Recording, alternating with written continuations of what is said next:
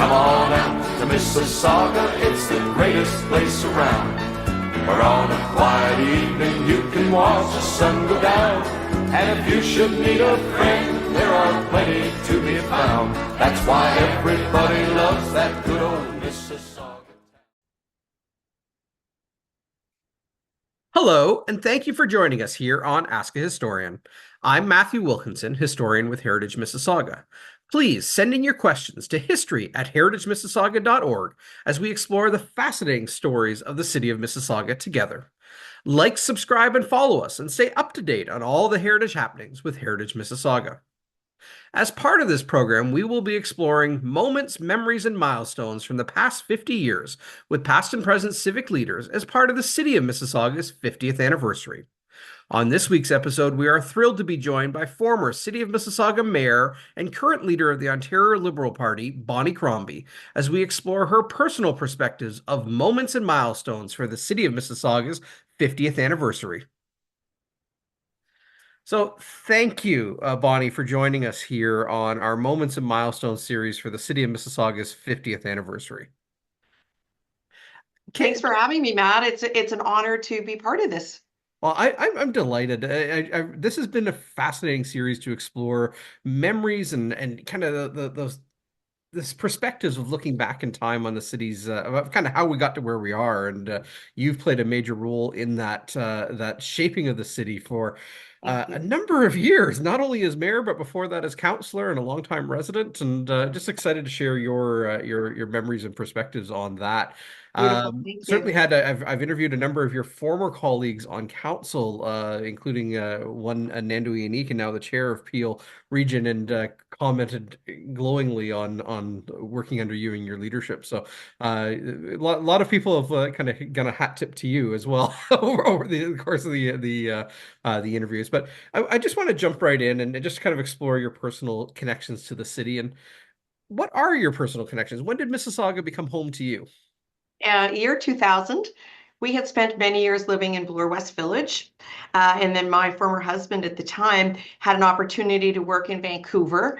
And we moved to Vancouver for a period of 2 years. And I was involved in that community, sitting on a group called Arts Umbrella. And we decided that we wanted to raise our kids. We had young children at the time back home.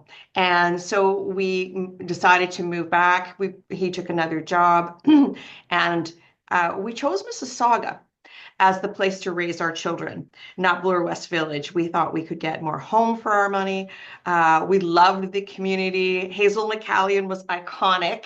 And it was just a great city to raise your children and to work. It just had everything that we wanted for our home and to raise our family. So in the year 2000, we moved to Mississauga. So it'll be almost 25 years that I have lived here. Yep. And it has been wonderful city for me. I've built great connections with this community. The moment I moved in, I started building connections and got involved in the local community right away.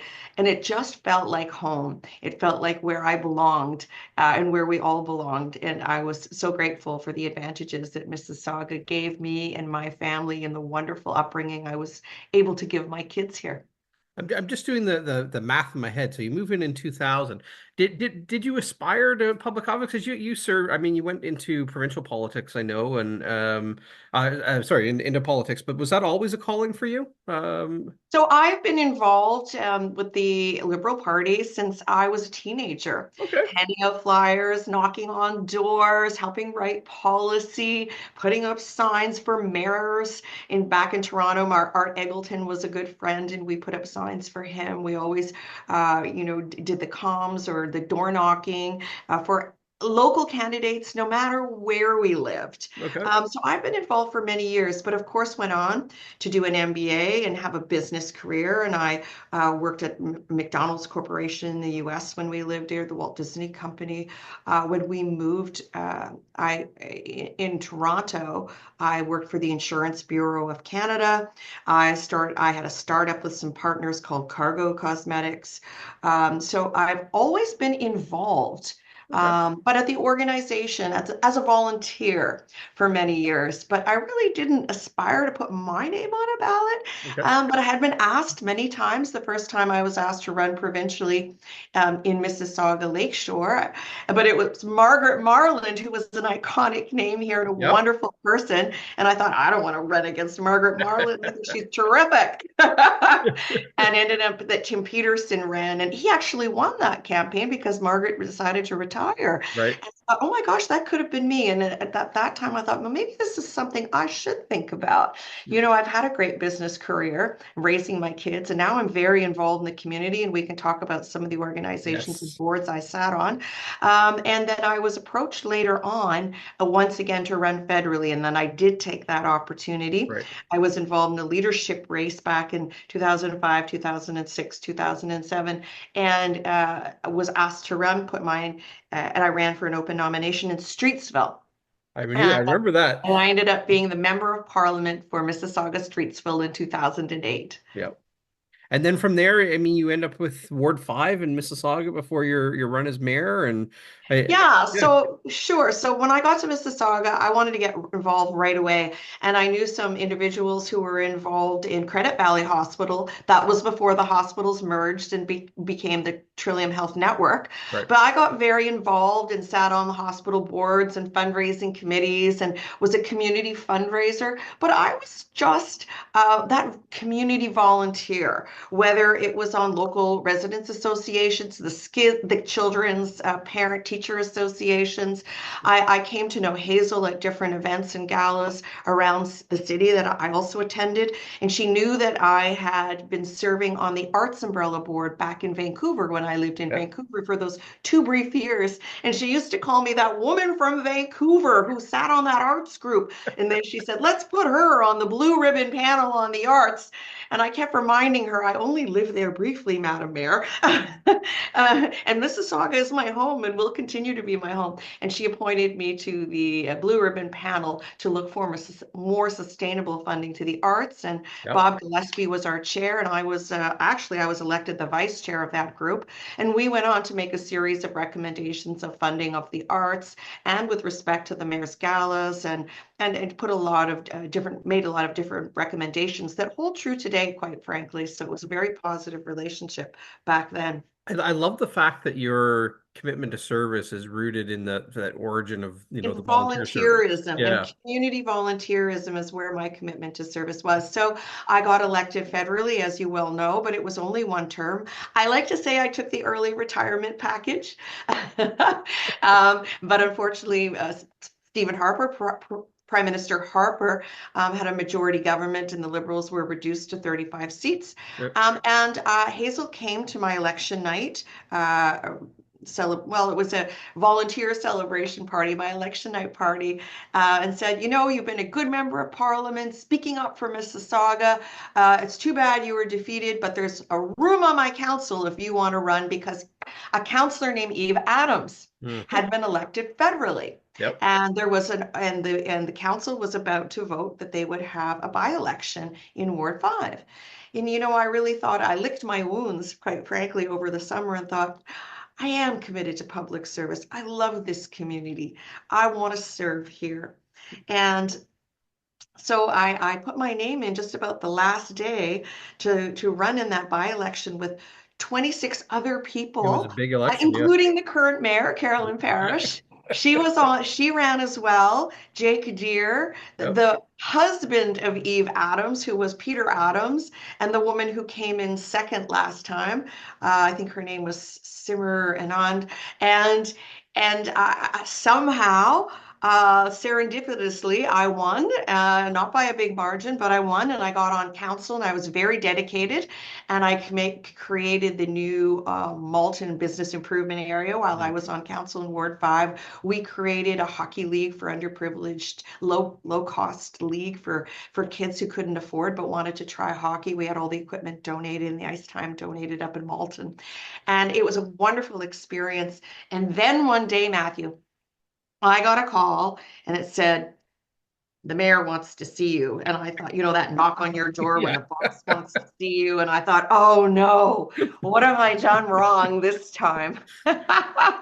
So I went down that hallway with my head hanging, thinking, oh gosh, Being what called to have the I principal's done? And office. Hazel's upset with me. What am I going to do? And I said, Madam Mayor, good morning. How are you? And she was sitting at her desk and she beckoned me to come sit at the end of her desk. And she was signing documents and it took a few minutes to look up at me, and I sat there nervously. And she said, I've come to the point in my career where I've decided to retire. And I said, retire? Hazel, my goodness, Madam Mayor, you've served for 36 years or 34 at the time. You've been outstanding. You're iconic. You've been nominated as one of the best mayors globally. Of course, you should take some time and retire and time for yourself and your family and do whatever you enjoy. And we know she loves gardening and her dog, of Yeah. course. And she said, yep.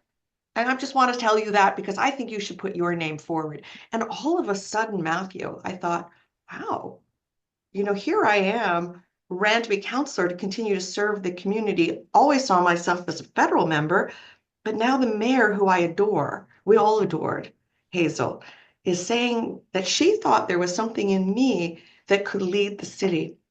And she knew what that took and the commitment it took because she'd been there for so long. And I went home and thought, oh my gosh, I've been blessed with the most beautiful gift. My friend, the mayor, who I think so highly of, and we all do, thinks I could be mayor. Yeah. And it took a little bit of soul searching. And as my former husband said, yeah, Bonnie thinks she wants to be in Parliament as the backbencher for the third party, and she has an opportunity to be mayor. And as soon as those words came out of his mouth, I knew what I had to do. So.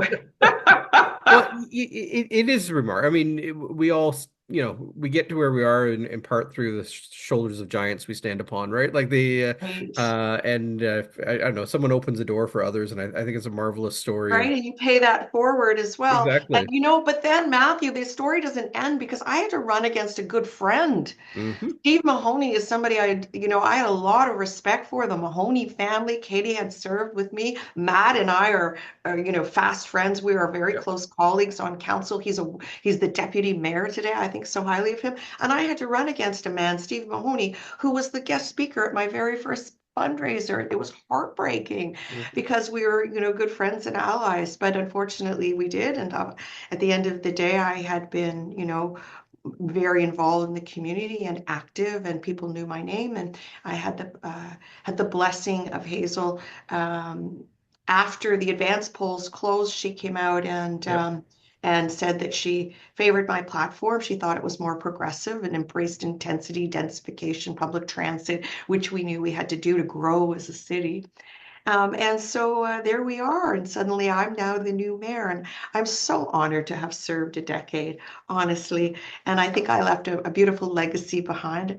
And I've gone on to try to bring the skills that I had as I ran the city to Queen's Park so that I hope that the city, not the city is continues to be well managed. The province can benefit from my leadership skills and my sense of fiscal responsibility, but social progressiveness and the discipline that it takes to lead and implement again what Hazel taught me. Do your homework, do your due diligence, because we have a government in place that doesn't. And so I hope that I can bring that skill set to Queen's Park and lead I'm sure again. it's embedded in everything that you do. And I will say, Exactly. Hazel McCallion is right do here your on my homework. shoulder every Um, single day speaking to me about what the right thing to do is. do you know what I remember most about the election against Steve Mahoney? I've always been interested in politics. I've never been brave enough to put my name forward in politics, but I've followed it greatly, and I really respect those that do run and respect the leadership that they bring. Um, the election against Steve was classy. You Thank know, you. it Well, we was. were friends, right? We were friends. And it was tough because he's Sure. such an incredible guy. Yep. He served as a cabinet minister. He had been a counselor. He was a provincial member of parliament. He was a federal member. He was a cabinet minister. Hmm. And he was chair of the WSIB, or the CEO of the WSIB. I mean, he was formidable. This was the Mahoney dynasty.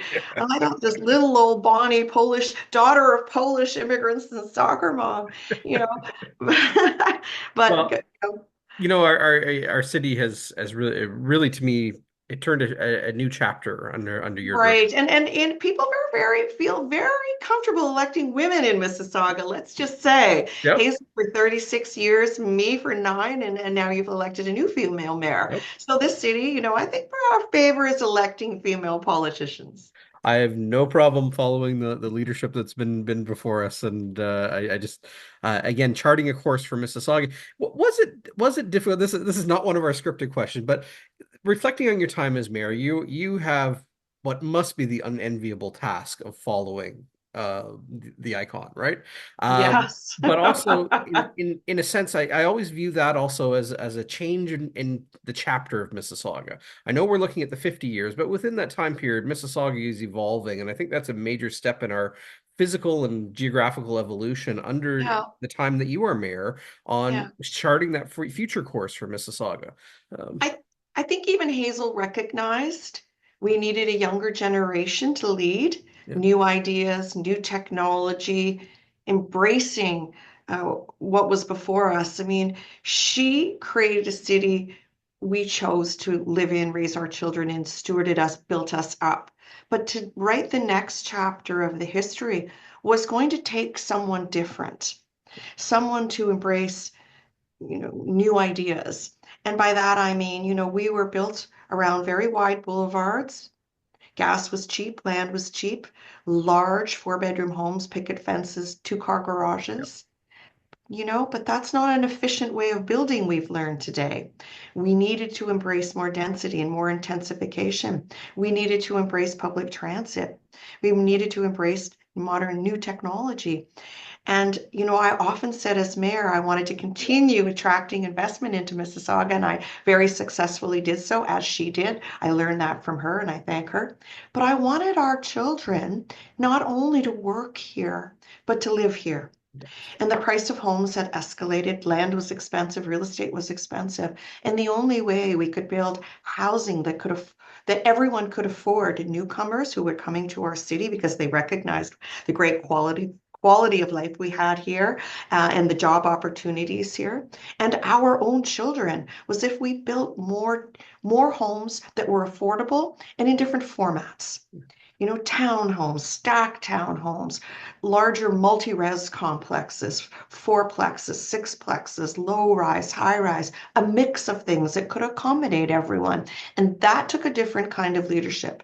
Embracing the LRT took a different kind of leadership. Advocating for all-day two-way GO train system and electrified service, that was different. Modernizing, accepting new technologies. I remember, Hazel fought against Uber, and people wanted that choice to take Uber as well as taxis. That was different technology at the time. It was radical technology that was omnipresent. And we had no choice because we couldn't control. We called them highway bandits initially, but we realized people were using that service and we had to regulate it. right. So I think we all recognized it needed a younger person, a different generation, someone who could embrace new ideas to make the kind of changes we needed to make in Mississauga so that we could grow, and that we could build more homes that were affordable, and we could continue to prosper and continue to attract the businesses in.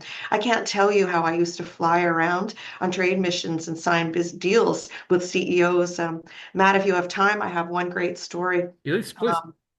If you don't mind, Yeah. yeah. I was at a bio conference. I continued to attend those. They were typically in Boston or San Diego, and every pharma company came. And of course, we're Pill Hill, and we have a number, I think 250 pharma companies, or life sciences companies, as they like to be called. And there was a company there we had been speaking to, and I had heard that they signed an MOU with the state of right outside of New York City in, what's the state? What am I thinking of? Right next door to New York City. New Jersey, Connecticut. New Jersey, There of you go. Yeah. course. New Jersey. Sorry about that. No. And they were being offered 10 years tax-free to sign in New Jersey. They were a Brazilian company. Um, and I had heard about them and I went over to speak to them and I said, have you considered Canada? Oh, your dollars, it's your taxes are too high. We have to pay for that, socialized medicine, etc. I said, would you give me 20 minutes tomorrow to prove to you that the cost structure is lower, our dollar is lower. We have highly trained, highly skilled workforce here, and the taxes are not higher as a result of our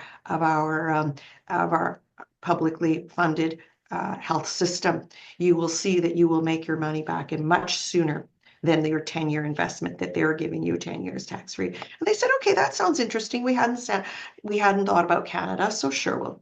And I went and pitched them the next day. And I talked about Canada, then I talked about Ontario, and then I talked about Mississauga. And before I knew it, they were all nodding. I proved to them that they were getting their money back in, half the time, and that we had the skilled talent. We even had the language resources here. And they said, we're going to speak to our partners about this and we'll get back to you. And then a couple of months later, they invited, very, very soon thereafter, I'm flying to Brazil to meet with them on a larger mission.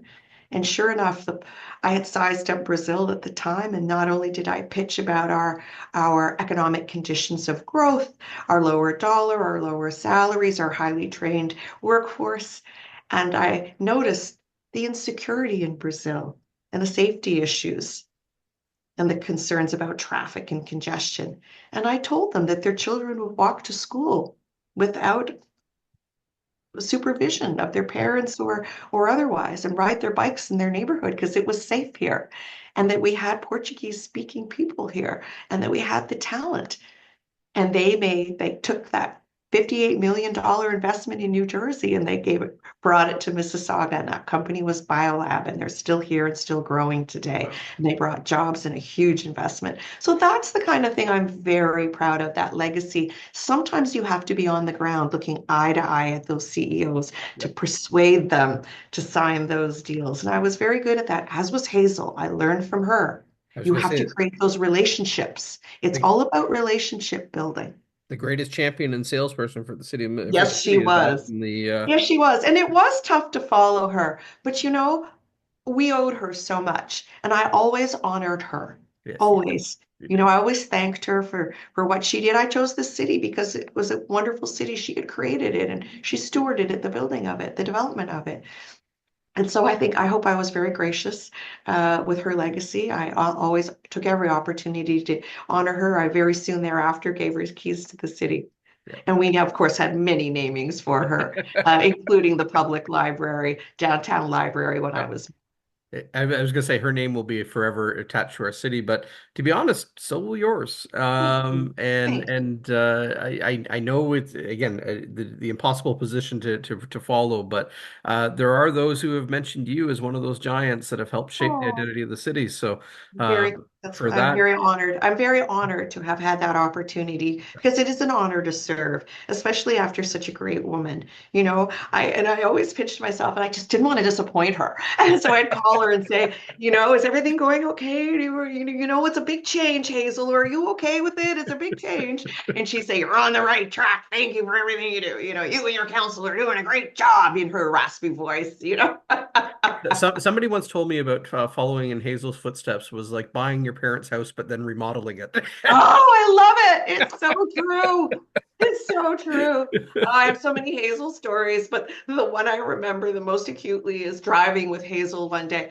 Have you ever driven in a car with Hazel? No. Good. She had 2 speeds. Go fast and stop. We got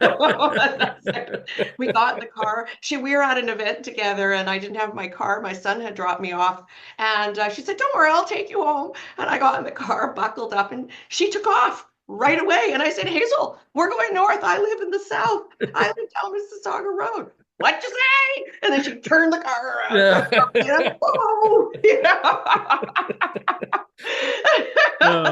I got home safely, but it was quite a ride. One time for everything. So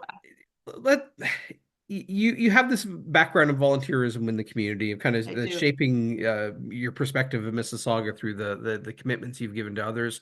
Um, what are some of the groups and organizations that you've been involved in? So one of the first groups I joined, and it was just to get integrated in the community, was Rotary. And I love Rotary Service Before Self, and they do Yep. so much to raise money for our Trillium Health partners, our hospitals. They do Canada Day events to raise, they do walkathons, they support Easter Seals. I was at the Streetsville Rotary. They do so much for our community. So I loved Rotary. And as you well know, I was involved with the hospital on Credit Valley at the time, and I was on the arts committee. My father tragically passed away of a glioblastoma, a brain tumor, around 2002. And it struck me, he got excellent care in the palliative care unit at Credit Valley Hospital. But my only options for care for him at end of life, thank goodness we had palliative care, but because Dorothy Lay was in Etobicoke and Ian Anderson in Oakville, there was not a hospice in Mississauga Right. at the time. And so later, Heart House Hospice, and I joined as their honorary chair for many, many years. And I'm delighted that they finally broken ground. But because of my father's end of life care was so important to me, hospice was an important charity. And then my continued commitment to the arts. I mean, I've always been involved in arts and promoting arts and being an arts patron. And so the Mississauga Arts Council is another one. I always help them raise Yep. money and sell tables and sponsorships to all their events for them. And then finally, I'll say the Mississauga Food Bank, feeding those who are the most vulnerable. And that over 1 million people have used their services over Yes. the past year. I mean, or use services across Ontario, and their numbers keep growing staggeringly each Yes. and every year. And I ran the mayor's food drive every year to ensure that they were properly funded. Most years, $1 to $2 million they were lacking, that we would put on a campaign and the councillors would pitch in and we would raise the money and bring in the food that was needed. So those were the kinds of community groups, organizations I championed, I supported, and I still do, whether they're arts groups, the hospice, and I'm so delighted they finally broken ground. And And groups I can see in all of them are giving back to the city, right? Like this is, exactly, yeah, yeah, exactly. But the food bank to help the most yeah. vulnerable. So those were very important and near and dear to my heart. I'm still involved. I still attend the MAC events and still, ensure that the food bank is properly funded. I still make those calls for the CEO, Megan Nichols, over there. And I'll have to do that on a wider basis for the province of Ontario. There are lots of food banks Yep. in every single town, municipality, and city. Mhm. Well, I see from where you've been, the focus moving forward is always one based on community and fulfilling need That's and right. giving back. So, we've already talked copious a bit, Hazel, and we certainly could do more. But I think again of those people that have helped shape the city through your eyes and your perspective. Yeah. This could So be an endless question, but no, like, no, for me, it's Hazel number one, right? yep, Of course. But when I was considering running for council, I'll say two people really shaped that. I'll say I had many conversations with Chris Fonseca and her husband Peter Fonseca at the time, yep, and Chris was very supportive. But I will say Jim Tovey. Jim Tovey spent a lot of time with me, and he had family up in Moulton, and he made yep, me introduce me to them. And he spent a lot of time talking about his vision down in Lakeview, and he was so passionate about our city, and we both loved Hazel. And Jim Tovey and I were, brother sister from another mother. I loved Jim. I loved his passion. I love his yep, community spirit, his drive. He was relentless. He would never take no. And I saw him, I never saw him stand down. If he felt it was right, he was going to tell you, even when he had community activists trying to tell him they wanted something different. He would say, trust me, this is what we're going to do, and it's the right thing to do. And I saw a bit of Hazel in him that way too. And I try to shape myself the same way. I don't stand down because there's a difference of opinion if I know it's the right thing to do. So Jim Tovey was huge, and he was a real visionary to create that plan for that land over yep, there on Lakeview. Oh my goodness. We had the previous mayors. We've only had a few, yep, Martin Dobkin, Ron Searle, Robert Speck. Yep. Was renowned. Chick Murray, who was Jim Murray's dad, of Yep. course, and he had been chair of the region as well. And then I think about the bigger families that shaped Harold Shipp, the Shipp family, Right. who left a huge indelible imprint, and then the Caniff family. So certainly Iggy Caniff. I adored Iggy Caniff, and I loved his story. Do you know he was so impoverished, a bricklayer, lived in Lakeview, and walked up Dixie Road every day to Brampton to his job. And when the time was right, he started his company himself. But before he had done that, he heard that there was plans to build this hospital in Mississauga, and he committed on his labor salary, on his bricklayer salary, $2,000. When you think about that, that's like me committing 2 million or 20 million. I mean, it was a huge number at the Yep. time, but he had that drive and he wanted to be a success. He wanted to be a somebody, as he says in his book. He wanted to be a somebody, and he knew that he would come up with that money I one always day. found his That's a personality infectious. It had this yeah, energy. yeah, that incredible personality as well. And they've granted, I think it was made a $5 million grant to the hospital as a family in his memory now as well. And then speaking of other hospital legacies, of course, Peter Gilligan, my gosh, made the Mhm. single largest contribution to any hospital here in our new hospital that will be built, $107 million. So thank you to Peter Gilligan and his family foundation for that Yep. outstanding. So we have outstanding donations. So we had some incredible philanthropists in this town, and they've all left indelible legacy. And some cultural figures here, like Patty Janetta Baker, who's an incredible talent, Yep. the Triumph Band, and I'm so lucky to call them personal friends. And Gil Moore was the drummer in Triumph, and Yep. he still lives here with his wife. The other members have only recently moved away, running Metalworks, a recording studio, and a Mhm. percussion school. Just an incredible talent, and they do so much for the community. You can always count on Gilmore and Metalworks to step up and provide the AV anywhere. So Yep. thank you to them. The Billy Talent Group were from Meadowvale. Bianca Andreescu, remember when? Oh my God, remember that rally with 25 Absolutely. people and she beat the Williams girl? Oh my gosh, just incredible. Like we have such such incredible talent here in Mississauga. We absolutely do. So let's wrap up. This is a quick one. We've got about 3 minutes left on our time here. A wish for the future. We've been talking about the past and our memories, Yeah. kind of shaping the city in your eyes. Looking forward, do you have a wish for the next 50 years for the city and the place you call home? Oh my gosh. This is an incredible city with such incredible spirit. It's so dynamic, and passionate. And it's a beacon of hope for people because we have people here from, you know, 150 different countries speaking 200 languages, live here peacefully. We live, pray, work, shop together. Um, what I hope for this city is to build greater affordability so that everyone can enjoy Mississauga, so that our children and their children can continue to live here. So we have a housing crisis. We need to build a bigger variety of homes to accommodate everyone to live here. So I want more affordability here in Mississauga, more variety of homes so people can stay and live here and have the kind of quality of life myself and my children enjoyed, and carry that on. Connectivity to the community, to the environment. We have such iconic places like our waterfront trail, like Riverwood Conservancy, so many parks, so much green space. I hope we always preserve the green space we have. I want us to become more sustainable, and build more public transit. We've got the LRT coming. We need to build that loop around the LRT. We need to build more public transit. And then I would say greater prosperity. Hazel did an incredible job attracting investment. I continue that path, and I hope new mayors in the future will continue to do so. Bring investment in this city, expand the businesses we have here now so that it provides growth, productivity, and opportunity for everyone to enjoy so that we can sustain the great quality of life that we have had here.